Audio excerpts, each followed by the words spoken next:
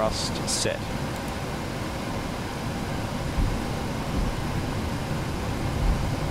$80 knots. Check.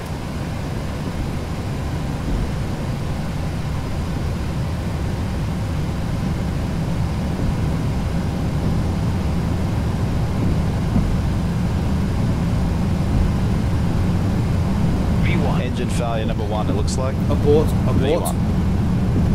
Abort, abort. Abort, abort. Check. Speed brake's not up. Reverse green. Confirm the failure.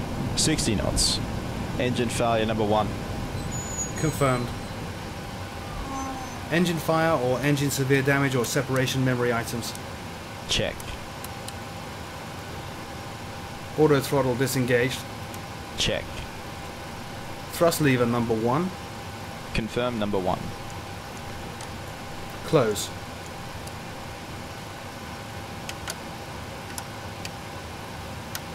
Engine start lever number 1.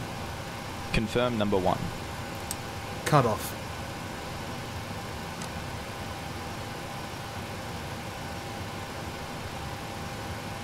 Evacuation checklist. Evacuation checklist. Condition evacuation is needed. Park brake set. Speed brake lever down. Flap lever 40. Pressurization mode selector manual. Outflow valve switch. Hold in open until the outflow valve position indicates fully open.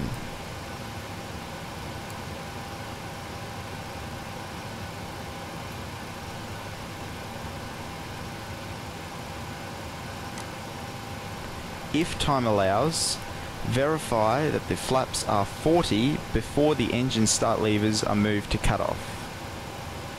Engine start levers, both, cut off. Advise the cabin to evacuate. This is the captain. Evacuate, evacuate, evacuate. Advise the tower. Going tower, speedbird.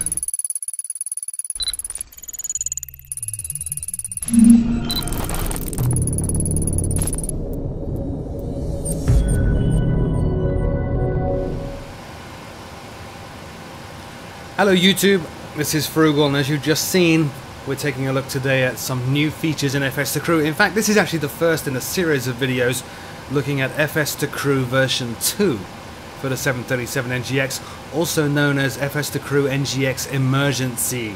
For those who are not familiar with FS2CREW, let me just go over what it is.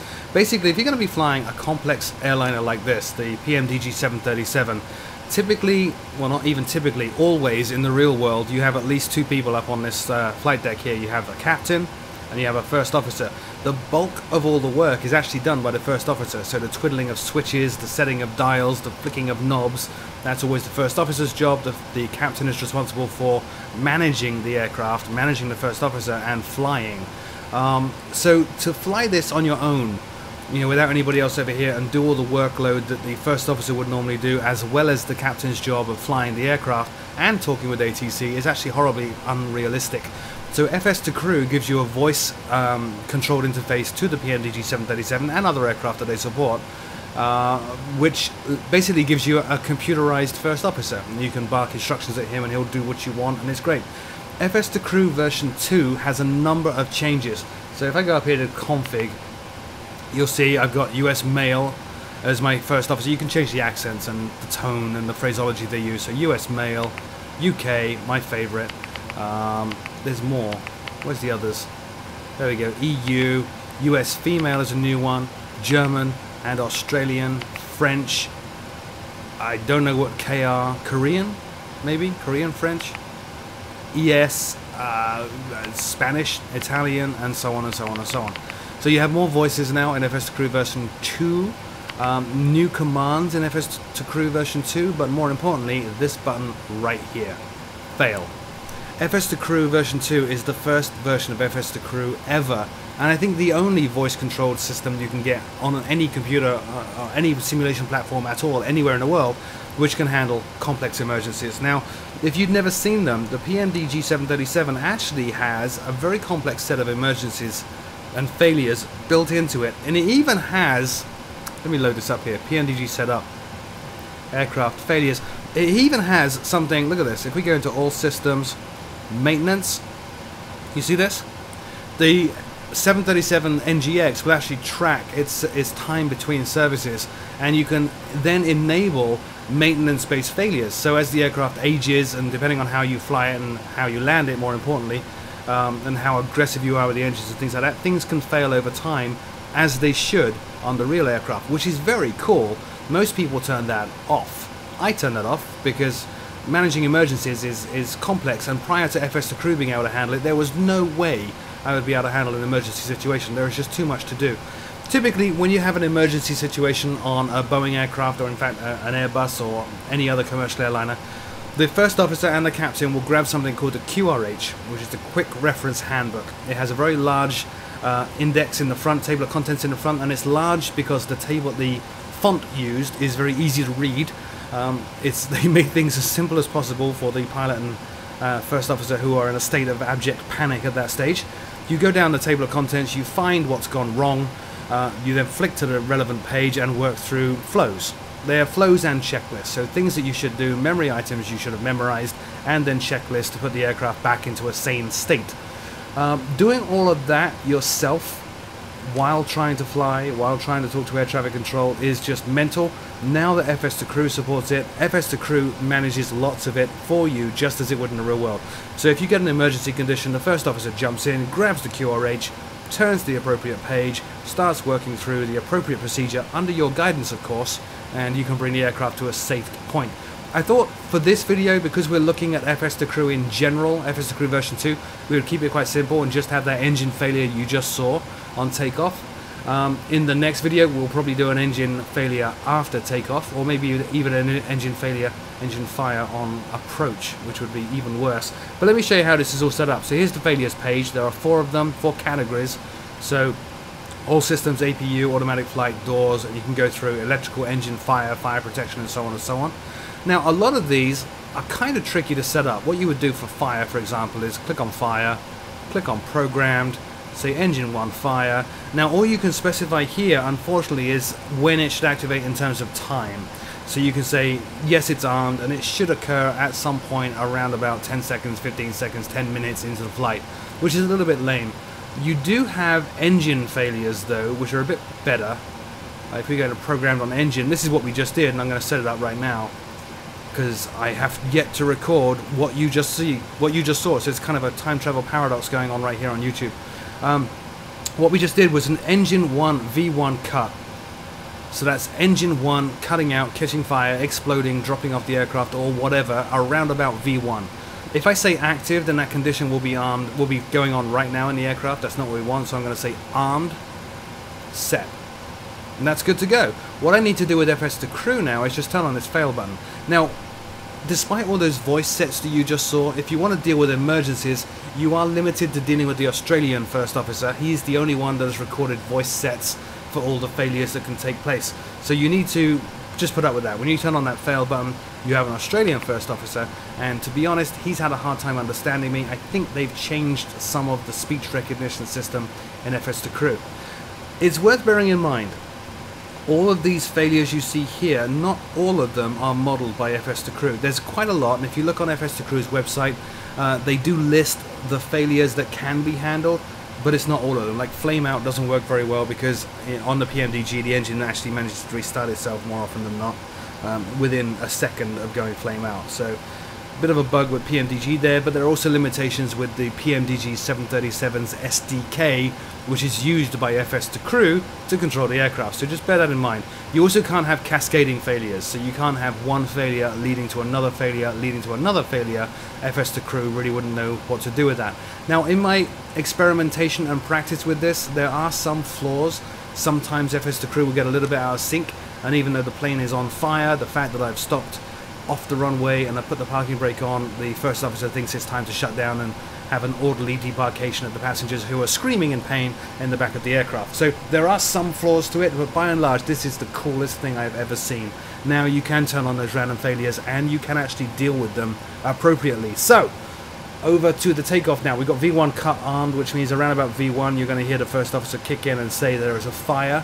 It's up to me then to work with the first officer to manage that fire. As you've seen on other flights with FS2CREW, part of the pre-flight briefing, the takeoff briefing is we say, in the event of an engine, cargo or wheel well fire, we will turn the aircraft in such a way that the flames are downwind and we will debark the passengers and crew on the upwind side of the aircraft. For the sake of this argument, we're going to have an engine 1 fire, which is this demonstration, and we are assuming the wind is over here, so I'm not actually going to turn the aircraft. We'll just stop at the end of the runway and assume the wind is blowing the flames that way and everybody is smart enough to know to get out where it's not so hot. Okay, so here we go. Wish me luck. Takeoff. Check.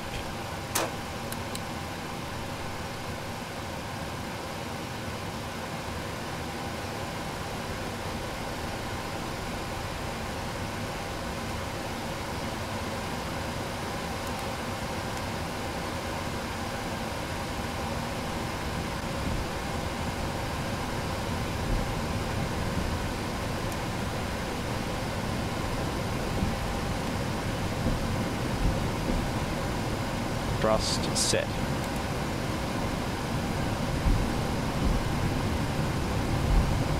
$80 knots. Check.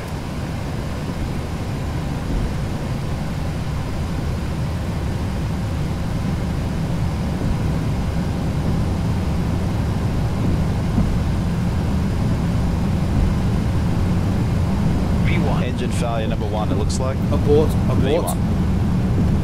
Abort, abort. Abort, abort. Check. Speed brake's not up. Reverse green.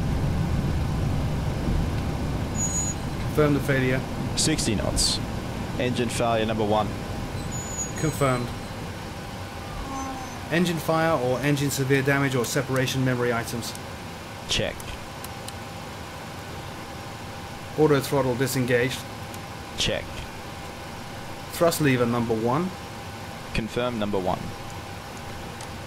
Close.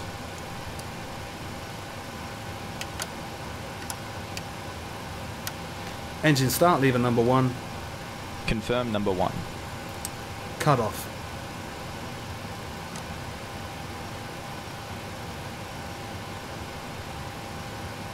Evacuation checklist. Evacuation checklist. Condition evacuation is needed. Park brake set. Speed brake lever down. Flap lever 40. Pressurization mode selector manual. Outflow valve switch. Hold in open until the outflow valve position indicates fully open.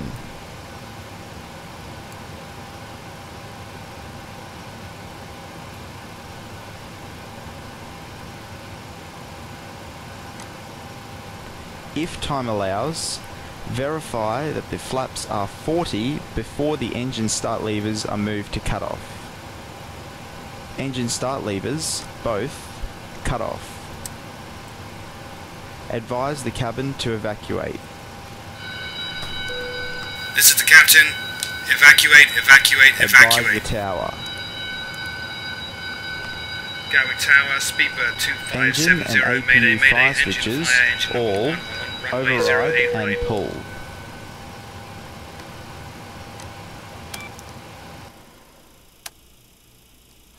If an engine or APU fire warning occurs, illuminated fire switch, rotate to the stop and hold for 1 second. Evacuation checklist complete. Cabin crew disarm slides, ready for shutdown.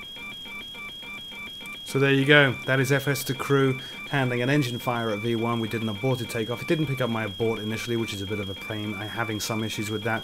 FS2CREW does seem to be a little bit more sensitive now to the timing of your words, you know, how much gap you leave between words, especially in emergency situations. You need to be crystal clear about what you're saying, which is actually very correct as well. So in the next video in this series, we will look at engine fire after takeoff or on approach. Not sure which one yet. As always, my name is Froogle. Thank you for watching.